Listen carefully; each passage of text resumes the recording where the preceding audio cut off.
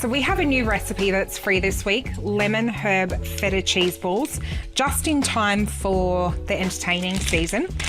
It's really delicious. It's basically super zesty, herby, a little bit sweet cheese.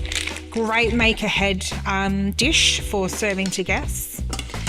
And you can also make one big one if you don't want to roll little balls. So we've just put 100 grams of dried cranberries into the Thermomix. If you don't have a Thermomix, you can just hand chop these, so you don't have to have one. It just makes things a little bit easier. And now we're going to chuck in some pistachios. Now, if you don't like pistachios, you can use another type of nut. And of course, if you don't like cranberries or you have apricots on hand, you can use apricots or another dried fruit as well. Or skip the dried fruit altogether. Some people don't like dried fruit with their cheese. So this has created a fruit and nut crumb that we're going to roll our balls in once they're done. So I'll just pop that out onto the plate. Now, without washing the bowl, we want to put our herbs in. So we have a handful of parsley and 10 grams of chives. If you can't get chives because of the time of year, you don't have to use them. You can just use all parsley or whatever herb you like. So dill would go really well in this as well, I think.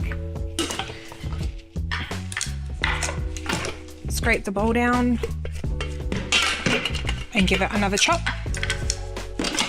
Now we have a block of cream cheese going in, and we have 200 grams of Danish feta. I recommend making sure that your cheeses come to room temperature before you start this. It just makes blending it a little bit easier. 10 grams of lemon juice. 1 teaspoon of lemon zest. Some chicken stock concentrate. Now, if you don't have chicken stock concentrate, you can use Worcestershire sauce as well, 10 grams. Some garlic powder and onion powder. So a teaspoon of onion powder,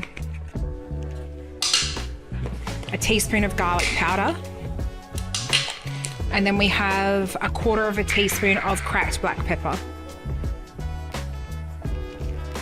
And just chuck that all in. I'll clean up after. And we want to mix that for 30 seconds, speed 5. Okay.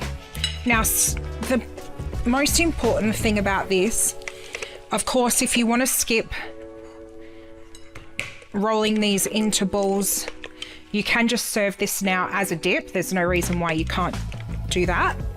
But it now has to go in the fridge to firm up, because when we were first developing this recipe, I tried rolling it into balls like this and it was a mess, a big mess. So like I said, just pop it in the fridge. Now, if you don't know this trick, to get the most out of your bowl, just pop it back on the Thermomix and quickly whiz it up to speed 9.